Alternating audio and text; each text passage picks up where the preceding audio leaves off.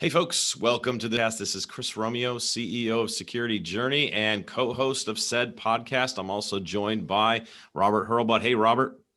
Hey, Chris. Yeah, good to be here. Threat modeling architect. Glad that we have a couple of guests with us today. Yeah, definitely. We're going to talk about a subject that I thought I knew something about, but now I'm realizing maybe I don't.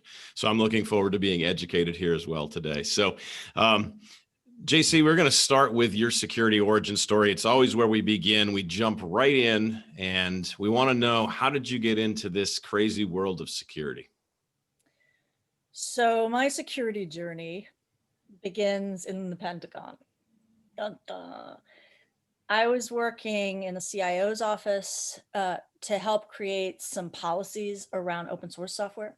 So cast your mind back to the day when we were having these wars about whether open source was allowable within enterprise systems. And there are a bunch of big vendors running around trying to spread fear, uncertainty, and doubt about open source is GPL. If you use it, you'll have to put all your military code out on the internet. There was a lot of that jazz going on.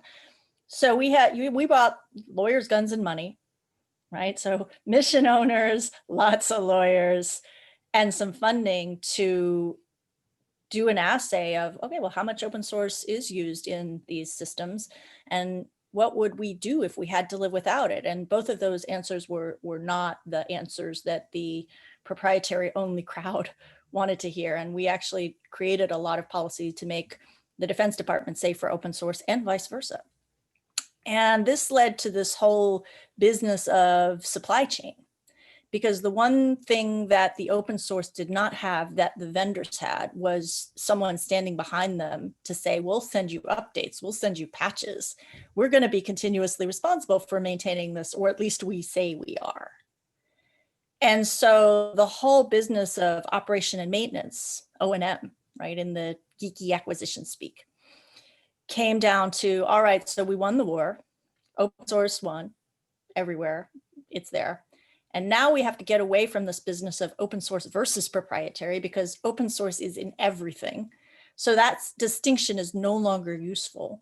And we have to start making these distinctions about open source versus open source. Like how do we treat these projects as suppliers, which is really what they are. These communities and developers who are either maintaining or not maintaining their software are suppliers. And the analogy that I like to use is that a Gemological Institute of America certified diamond and a Crazy Jewels grocery store vending machine ring are both technically jewelry, but you wouldn't necessarily want to put them in the same category. That's no longer useful. So if we are really serious about supply chain, which is in the news and an issue for all kinds of reasons, related to telecommunications and other things, we really need to start to understand the quality and the maintenance histories of what we're using and whether those things are defective or whether they're vulnerable or whether they're actively maintained. And so that led to the founding of Ion Channel, which I help run, which really has to do with the continuous analysis of what's going in the open source supply chain, so that we can help our customers who are generally in critical infrastructure and energy and telecom and in defense understand not just the CVE checking, which is very cute and needs to happen, but what are some of the leading indicators of risk that tell you that maybe not today, maybe not tomorrow, but sometime you may want to not use that open source component and use another one instead, or require that people meet certain standards for supply chain risk management. And some of this gets very, bureaucratic and into these high assurance standards. But part of the work that I've been doing with Steve Springett at OWASP with SCVS has to do with how do you make all that stuff lightweight so that you have a way of assessing your capacity and your posture without having to hire 5 people to meet NIST 800-53 controls, right? Which none of the open, innovative people can really afford to do. So I think the ambition is to bring up the security posture the same way that a lot of critical infrastructure wants it to be, because we're all the suppliers. You're getting down to some very small organizations, but how not to crush the small innovators who really cannot afford these very heavyweight, bureaucratic, costly compliance regimes to get certified for this or that, which they're not going to do anyway. Okay. And so you mentioned the fact that Steve is also here. And so we're happy to welcome Steve back for his third appearance on the Application Security Podcast, which puts him, I was just thinking about some other people who are in that, Jim Manico, Adam Shostak. So it's a very distinguished group. If you want to hear Steve's previous appearances, you can hear him talk about Dependency Check and Dependency-Track. That was in season 3. And in season 5, he did a discussion with us about an insider's checklist for software composition analysis. So Steve, we're glad to have you back with us as well. Thank you very much. Glad to be here and very privileged to be in such awesome company. Most definitely, most definitely. So JC, let's jump into this. So when you were telling us as we were preparing, you were talking about how some of the government's own cyber assessment tools have critical software vulnerabilities. And so that was a pretty shocking statement, kind of a big picture idea here for me. So help us to understand more about that situation. So when COVID started, right, the whole lockdown started, Ion Channel began analyzing and monitoring a bunch of critical infrastructure capabilities, a lot of healthcare capabilities. And while we were at it, we said, well, let's just take some of the open source software that the government is maintaining and put it into analysis just to make sure that that's good. And I'm sure it will be. Well, it wasn't. So there were tools that the government was putting forward as cyber assessment tools. One of them belongs to the Critical Infrastructure Security Agency. It's the CSET tool. And the other belongs to the National Institute of Standards and Technology, NIST, right? It has a supply chain interdependency tool, right? Which is a piece of software that you're supposed to use internally to put in who all your suppliers are, right? Which is operationally sensitive data. And then it will tell you something, it'll visualize for you kind of what your supply chain interdependencies are.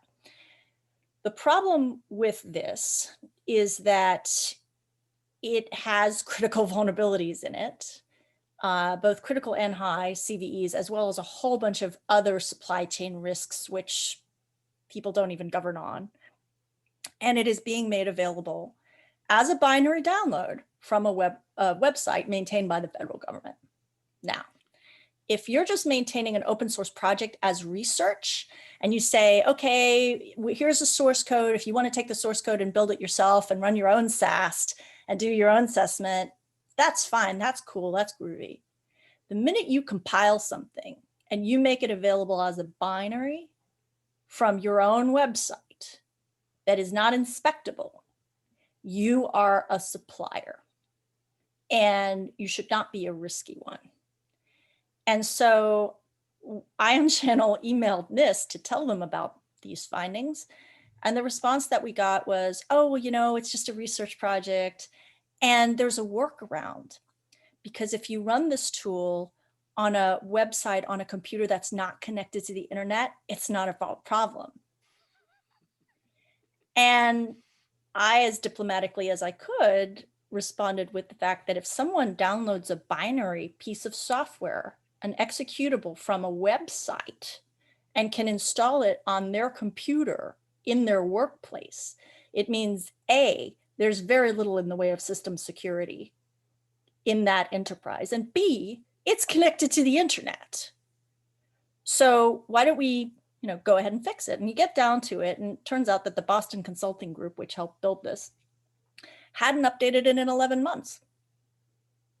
And a lot of these vulnerability issues come down to maintenance. And we wrote a white paper about this, essentially boring is sexy, right? And the biggest risk is boring. It's not about shadowy actors coming up with these custom type Stuxnet attacks on enterprises that they've done reconnaissance and surveillance on. It's just a whole bunch of potholes not being filled. And everyone's talking about backdoors. Huawei, backdoors. You don't need backdoors. When you read the finite state report on the Huawei software, there were so many non-maintained components in that system, like double-digit number of major versions behind, that you didn't need to put a backdoor or any malware in these systems. And it would be stupid to do so, because if someone finds the malware, they can attribute it. It's much better from an information theory perspective to have the plausible deniability if no one can prove that you intentionally failed to maintain your software in such a way as you knew exactly how to exploit it. And yet these are the facts on the ground. So maintenance is, no one gets promoted for it. This is the problem. Everyone gets promoted for new features. They get promoted for, we've rolled out this new capability. No one gets promoted on, wow, that's a very robust and well-maintained capability you have there. And it's not getting done. And so software ages like milk, not like fine wine, right? And these things are crumbling, and these incredibly sexy demoware projects that are not maintained, because if you run your pipeline SaaS, the tools that we've seen the federal government maintains, they have build passing badges on their GitHub repos. You know, the last time that build passing was done was 7 months ago. And I just found one of those at a different federal agency. So you could be passing at a point in time, but unless you're monitoring continuously, which is, I mean, vested interest, this is what Ion Channel does. But unless you're monitoring continuously, you have build passing, but you're critically vulnerable. So you're worse off than before, because ignorance is not as bad as the illusion of knowledge. And so this is what we have to deal with. And we maintain the maintenance records for all these components. So there's one open hospital. That's the great one. So we did all these healthcare capabilities, and there's an open source project called Open Hospital. And if you Google it, you'll see there's a website. It's everything you need to run a hospital in an austere environment. And the website has all these pictures of these gorgeous African children. And it's maintained by like Informatici, Sans Frontières in Italy, like great nonprofit. And these people claim that this hospital software is in 13 countries with 23 installations and has processed 425,000 patient records. And if you scan it today, it comes up green. There's no highs or criticals, there's no viruses. We started monitoring this in April, and they had 3 Trojans in that software for 6 solid months. So you can't know that up until 2 months ago, this thing had 3 viruses in it, and all those patient records, which includes vaccinations, births, healthcare data, that was all compromisable. So the maintenance and, you know, days passing, days failing, mean time to remediation, which is a proxy for every other meaningful cybersecurity metric. If you don't have that, and you're not measuring that, and you're not holding people to that, you're nowhere. And I think this is what the SBOM enables, is at least know what you have, like a software bill of materials, which is now required as a condition of FDA approval for medical devices. So we're working with medical device manufacturers to figure out what the hell it means for them to produce one of these things and for a hospital system to consume one. But there's now contracting languages, Mayo Clinic, whose information assurance department I would stack up against any 3-letter agencies. They're amazing. They're elite. They now have terms and conditions in their contracts that say, if you want to use open source components in your vendor solution that you're selling to the Mayo Clinic, that's awesome. None of those components are allowed to be non-maintained. And by non-maintained, we mean it hasn't been updated for a year. There's no point of contact in the package manager. And if a security issue is identified, it is not remediated within 30 days. And if you have one of these components in your vendor solution and you want to keep using it, congratulations, buddy, you get to maintain it. Yeah, a number of different different thoughts and stuff as you were going through there. I was just kind of smiling a little bit, like it's you know, kind of a meta idea that there was a supply chain solution that had supply chain problems in the tool itself. Yes. And then their suggestion was, you should run this thing in the basement Like I remember, like I've been in security for going on 24 years at this point. And I remember when that used to be a recommendation that we made. Like in the early days of security, people would say, well, you know, you should just take it. We're just going to take it. We're going to bury it, you know, 10 floors below ground in a bunker, and we're going to run the computer there. So that's why we don't have to care about authentication. And there's going to be armed guards and everything else. And like, yeah, sure. If there's going to be armed guards, you're going to have all these other things. But then somebody invented this thing called the internet. Like, well, then that strategy of protecting stuff was no longer possible. Yeah, and you probably had to do some work to get a piece of software onto that computer 10 levels down instead of just downloading it to your browser. Yeah, it's a different world now. It's like, I mean, I was involved with common criteria when it first came to the US. I have a unique listing on my resume. I was part of the first commercial company that did a common criteria evaluation. We worked with the government as they oversaw, you know, I mean, that would be a whole episode right there to itself about how they oversaw. But yeah, so yeah, it was a different world though that we lived in now, and it's like it's amazing that was kind of somebody's answer though, was like, let's take the guidance from 20 years ago and just try to, you know, we'll just run it not connected to the internet. Doing it again. Look at CMMC. Right? This is a cybersecurity maturity metric for all defense contractors, so we're told. And it's a 3-year certification. Someone does an audit on you. They give you the stamp of approval. There's some holy water that someone from the Defense Acquisition Service sprinkles on you. And then you're good for 3 years. And I think one of the SCVS principles that's in the controls, right? These are real controls that actually like people in technology and industry in the commercial world can use. Is this automatable? Is this a human telling you something? Is it a document drill? Or did a machine process create this information?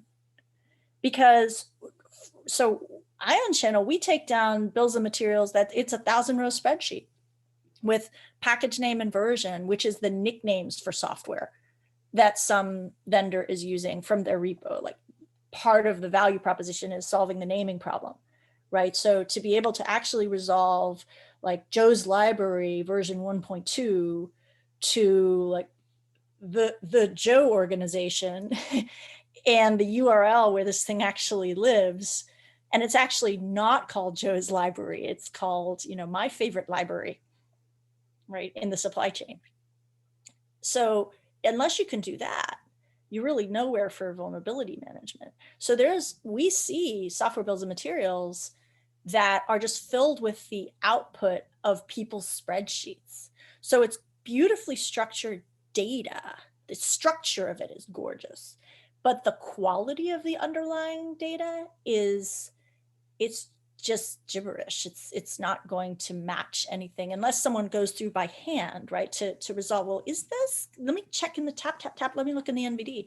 And it doesn't really work either. I mean, that's the tragedy, is people are burning hours on develop. Let's write some Python scripts, right? That's the first one. Or, no, the Python scripts aren't really working. Let's do it by hand. But by hand doesn't work either, because the NVD's data is not complete. Not only is there a bunch of CVEs that come from other places, but even the CVEs in the NVD aren't complete, because there are third-party inclusions in the packages that are not, you know, Joe's library may not have any CVEs against it, but there's a whole bunch of things in a container for Joe's library, or in a package in the package manager that's a runtime dependency for Joe's library, that are actually vulnerable. And that's because Joe's library is made up of component pieces. Joe took pieces of other people's open source and put them together into his own library. So that's an issue.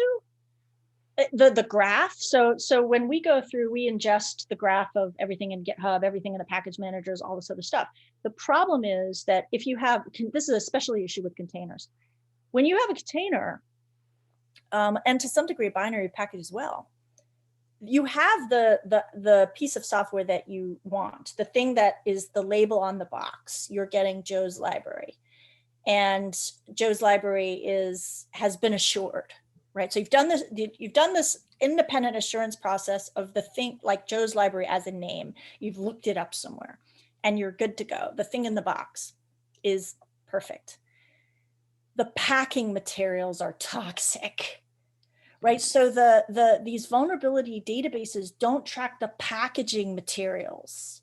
And the packaging materials actually contain lead and all kinds of heavy metal and are radioactive, but they're not registered as contents. So we'll look at a package and there's a runtime dependency of the package. Essentially, it's a sidecar dependency. It's not in the thing. It's around the thing, but it comes with a thing. And if you take the box and put the box in your enterprise, you have that vulnerability, and the NVD won't tell you that. So there's a huge amount of false negative because we're not, in our new paradigms for packaging software, taking into account the fact that the packing peanuts are actually contents. And if you want to take a box that has packing peanuts in it, you'd better assure that packing peanuts, because if they're vulnerable, so are you. So you mentioned something about so people, in your experience, people are creating right now the list of the open source that's in their stuff manually, and they're putting that in a spreadsheet. Like that's a common practice right now. Most of what happens. So I think that there's a bias when you get a bunch of technology people together as experienced and astute as you and Steve, right? That we live and breathe technology, and we're generally, if not on the bleeding edge, on the leading edge of what's going on. And we assume that when you create a piece of software, you're going to set up a Git repo, you're going to put it into a CI/CD pipeline, and you're going to have these automated manifests, and that's just how the world works. But that is actually not the vast majority of deployed software, particularly in legacy systems. So the rest of the whole world is very manual. And we even see things like manifests and requirements.txt and all kinds of dependency files, even in GitHub repos, that are made by hand. Like they don't actually, they're these artisanal things. And so the hard, boring problem that we solve is, how do you go from that list of things that someone made by hand, which could be like they call the floss list, right? It's the Excel spreadsheet that contains your open source components because your lawyers made you keep that list because you don't want to get crosswise with GPL. That's where a lot of this information is coming from, because the enterprises that are maintaining these capabilities and selling them, and these could be global consulting companies, they have no provenance or chain of custody on their components. They have no idea where that stuff came from. They have a bunch of jar files that are lying around. So to talk about going and forensically determining where their stuff came from, you can't do it. The data isn't there. The person who put it there hasn't worked at the organization for 4.5 years. And that's the reality of the rest of the huge amount of software that actually exists in the world, not among the forward-leading, fast follower or early adopters who are all on this podcast. Yeah, So yeah, that's a good reminder. Here, It's a good reminder for us that we're not that, and I'd never actually thought of that, but it's a good reminder that not everybody does approach software from the same perspective and that we do, meaning they're not doing those things that you talked about. So Steve, I want to get you to come in here and talk about SBOM. So we've mentioned SBOM a couple of times, and that's the thing that I said I thought I understood before we started the conversation, but I'd love to get some more perspective on kind of what that is to help us and our listeners. Yeah, it really is the list of ingredients. So when we talk about SBOMs, we are referring to a software bill of materials. And like any bill of materials, it is simply a list of ingredients of what, if I have a piece of software, what is in that thing, right? And the majority of things that's going to be in there are going to be open source components. But SBOMs can also describe all your first-party components as well. So all your third-party and open source components, all your first-party components, and potentially some services that you also depend on, depending on if you actually care about including those dependencies as well. But really, it is the full list of ingredients. Once we actually have that, then we can do some really interesting things with that information, including a lot of the supply chain type things that JC has been referring to, right? Without the full SBOM, and we're really looking for that full, not only my direct dependencies, but all of my transitive dependencies and all of my runtime and environmental dependencies as well. That really should be included in the SBOM. And then once I have all that information, then like I said, you can do some really interesting things, as JC was alluding to, with different forms of analysis that you just can't get with a lot of tools today. And so, yeah, I'm curious, JC, with SBOM, what would when I have that, what kind of threats could I counter if I have that list of ingredients, as Steve mentioned? What would that help me with? So in the cybersecurity world, folks who focus on threat, there's a specific definition of threat, which is, particular actors who are trying particular things. So threat and vulnerability are both two sides of the same coin, right? So if you have a software bill of materials, first of all, on the very basic level, you can figure out whether there's any known vulnerabilities associated with your stuff. So do a CVE checker, right? This is table stakes at this point. Like it's not even fancy. Beyond that, what you can start to do is understand what are the supply chain risks associated with each of those components. And, there's different kinds of analysis you can do. You can go all the way from like a fully automated platform that's looking at maintenance histories, which we do, to, by person researching who are these developers, right? In some cases that's pertinent. One of the things that we do is flag change of control events. So if you have an open source component that's in your stuff, and it's in your stuff because you have a software bill of material, and you're using a third-party capability like ours, or you're doing it yourself, to look at, well, has this component changed control, right? Is there someone new who is now maintaining it? And that's not necessarily a bad thing. Oftentimes it's a great thing. You have a project that becomes an Apache project, right? There are some graduation exercises for open source projects that become important enough that are great. However, sometimes you have a broadly used component with a maintainer who doesn't care anymore, who's bored with it. And, some nice person offers to take it off his hands. And that is a security relevant event that if you are maintaining an infrastructure that needs a high security posture, you should absolutely be aware of as soon as possible. And so that's the sort of monitoring that you can then do. The other more sophisticated stuff is, we're looking at leading indicators of risk to say, what are the components that are going to have CVEs 8 to 12 months from now?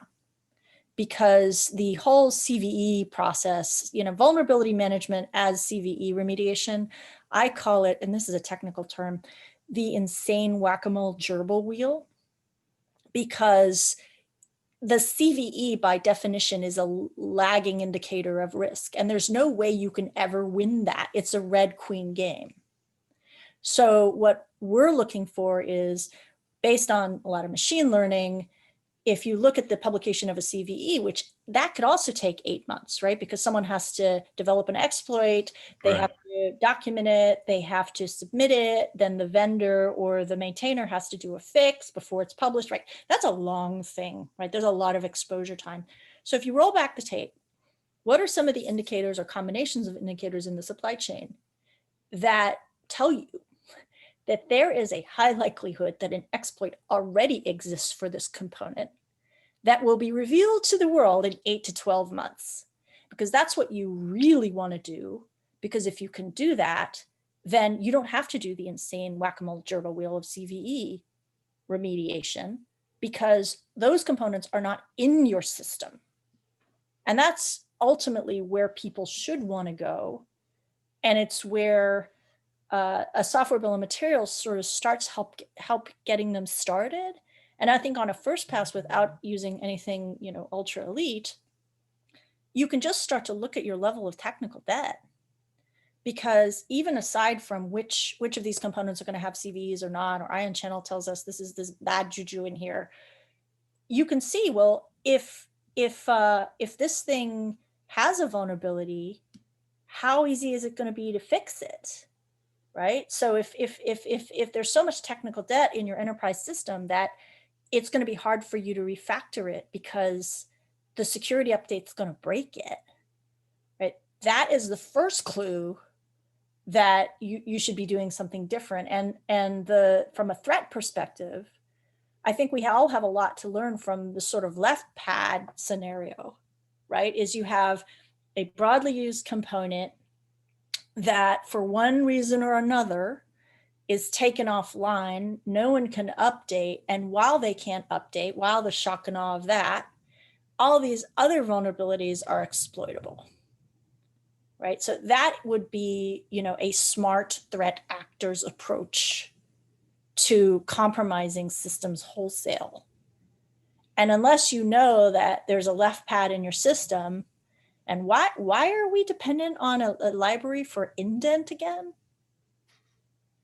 This is supply chain risk management. This is not vulnerability CVE checking, although you have to do that. That's the crawl walk, right, before you can run.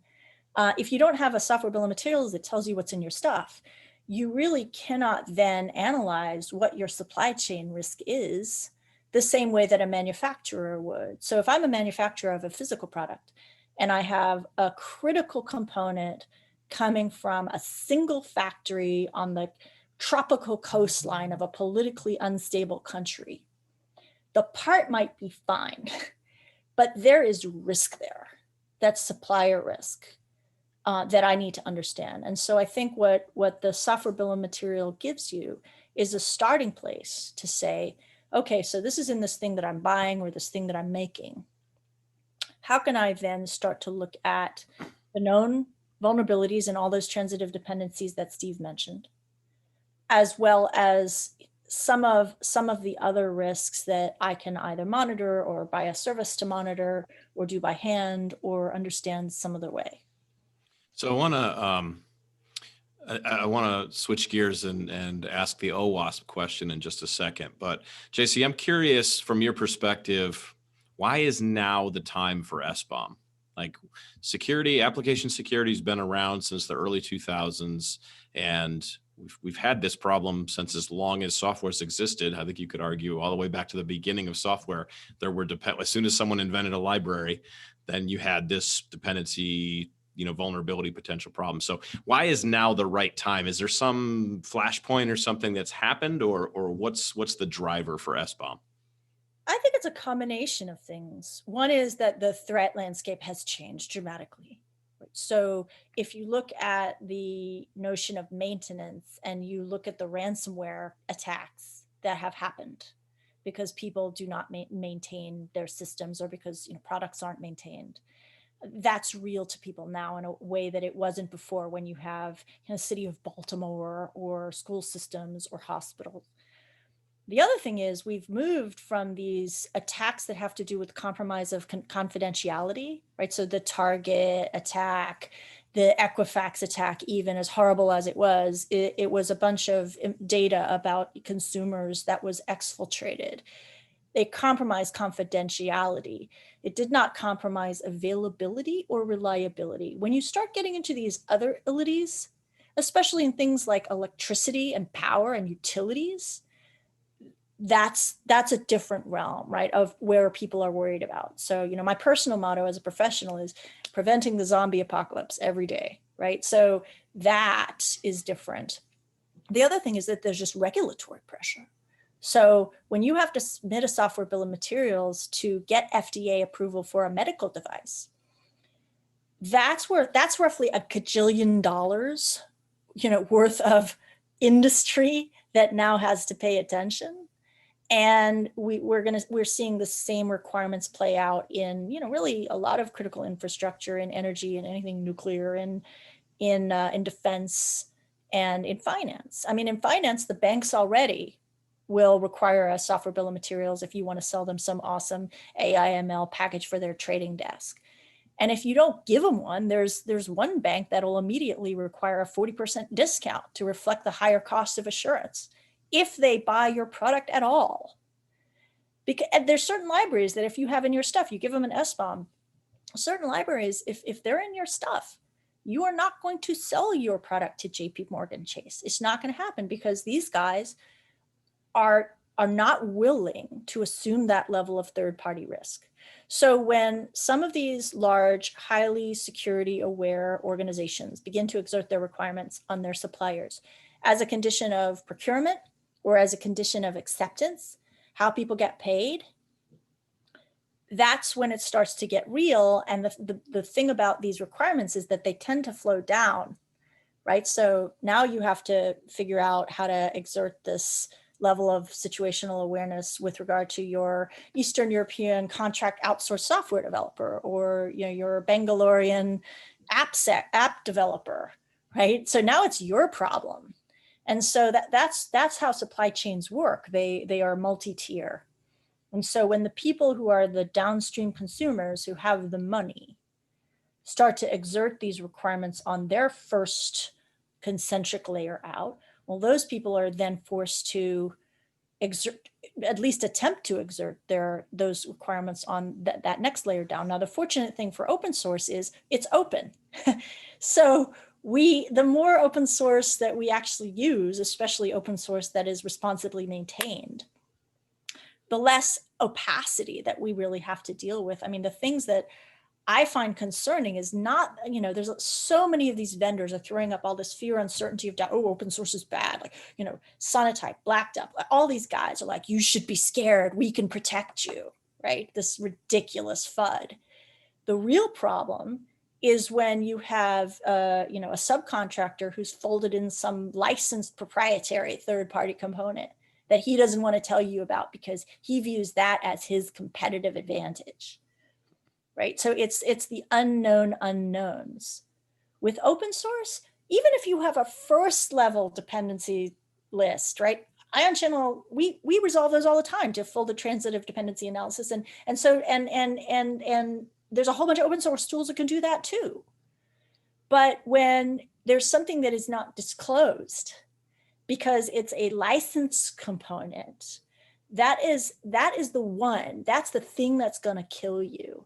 So I think that monitoring open source components and having them in our SBOMs, that's all very important. But I don't think we should let a bunch of SCA vendors try to scare us into thinking that open source is the problem, because we all have the tools that we need to become aware of it and to manage it. And it's time to just grow up and not be cowed by these requirements, but to actually equip ourselves for the task and just make the cultural decision that, yeah, we're going to have to slow down the delivery of new features. We're going to have to maintain this stuff. And that's the hardest thing of all. Yeah, it's always a challenge, is trying to slow things down, but it sounds like, now is the right time. And so, it's probably been the right time forever for this particular problem, but there's enough attention, there's enough things that are happening that people are dialing in. And like you said, we always follow the money. So when the money drives the need for these types of things, then that's when people start to take a lot more action. And I think that, Steve, I mean, you speak so well about the requirement for automation. I would love to have Steve lay out the case for SCVS as, a metric for automation and, to assess the quality and the comprehensiveness of your data, because I think that's very important.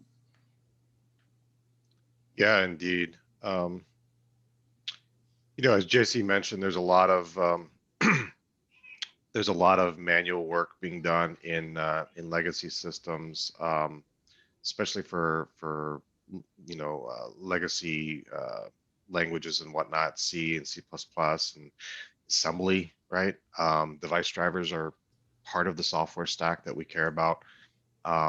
But a lot of the things that, especially around SCVS, which is a verification standard, the majority of requirements in there can be automatable. And this is really important because it allows modern development shops. It'll actually allow any shop to create some tests that can continuously monitor an organization's maturity in regards to what their supply chain capabilities are, and that's really, really important. So Yeah, the and so SCVS is a relatively new OWASP project, right? That's within the last year. And what's the adoption look like for that? Are people starting to lean into it and seeing that as something that, hey, I can bring this into my company and we can start to use this? Is this a standard that's trying to influence regulators? Like, what's the purpose of SCVS?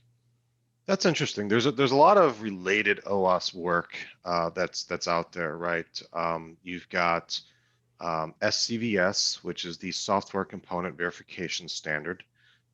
You've got Dependency-Track, which is a way to analyze SBOMs, also an OWASP project.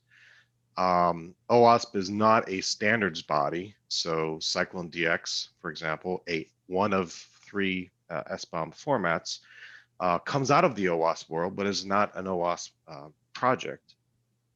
So there's a lot of related things, and a lot of the commonality between a lot of these efforts is really about shifting the focus to the whole whack-a-mole thing that is not a strategy into thinking in terms of supply chain, right?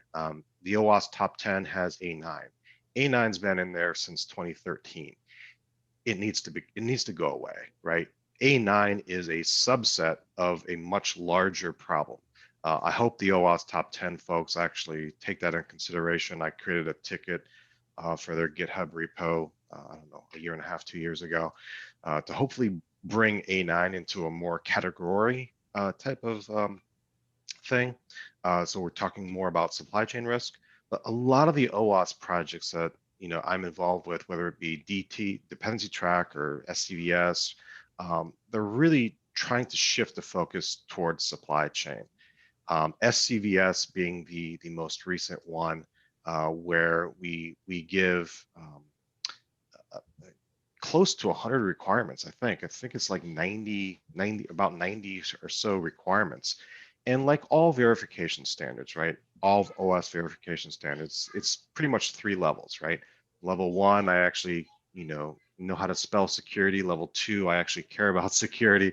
Level 3, oh my God, this stuff is really important. And we try to make it approachable and lightweight, right? We want organizations to be able to measure where they're currently at and work on improvement plans, right? When I would tell historically, when I would tell people in the security space, other technologists, whatever, when I would tell them that one of my former employers, it took us 2 years to secure Maven, right? 2 entire years, from going from running Ant and having dependencies checked in a version control system to using Maven and having the same level of assurance. It took us 2 years to get there. And a lot of the activities that we had to undergo are actually requirements in SCVS, right? So it's more about the holistic supply chain thing. It's not, if you use a lot of these things out of the box, they will work, and that's the intent of them, but they're not going to work securely. And SCVS is a way to kind of shift the focus to talking about supply chain things and make it approachable so organizations can adopt it and improve over time. Mm-hmm. So we're just about out of time for our conversation for today. So JC, I'll start with you, and Steve, I'll come back to you as far as like, what's a key takeaway or a call to action? Like, what do you want our listeners to do as a result of our conversation today? So I think the two things would be software bills of materials, right? Can you produce one, right, for your system, whatever you're developing, if you are a developer? If you're a consumer of software and you're not developing, are you requiring a software bill of materials from the people whose software you're using? So that's number one. And then number two, I think it's worth looking at the OWASP software component verification standard as a benchmark to say, well, where are we here? You know, are we on, do we have half of the level ones, a quarter of the level ones? Let's pick something and work on it as a way to just start on the journey, right? So from the Shire, you know, to Mordor, where we're all implementing all this stuff at speed and scale. It's worth looking at because it's a very rigorous and yet not 480 page, which is what NIST does, way of looking at to say, okay, where are we at? And then how can we start? Because everyone starts in a place and everyone can get to a better place. And we can all be constructive about this without like the emotional baggage of shame and guilt because all our systems are garbage. Yep. Steve, did JC take all the good key takeaways or? No, I will second the whole SBOM adoption. SBOMs they're already important, and they're going to be increasingly important in the near future. It is a sign of organizational maturity. Organizations that can produce one through automated means have a certain level of development maturity. That kind of maturity is going to be an expectation going forward. So adopting SBOMs is in your strategic advantage, regardless of actually how you actually produce them. Being able to do so is going to have many technical and economic advantages to you. All right. Well, JC and Steve, thank you so much for educating us about supply chain risk and SBOMs and SCVS. And I learned a lot of different new things today, and we'll definitely have to do another conversation in the future to continue this because I feel like there's a lot more things we can talk about. But thank you for your time today, and listeners, you have some homework there. Get going with this SBOM thing. Check out SCVS. You know, you've got your assignments. So thanks for being here today. Thanks, Chris. Thanks, Robert.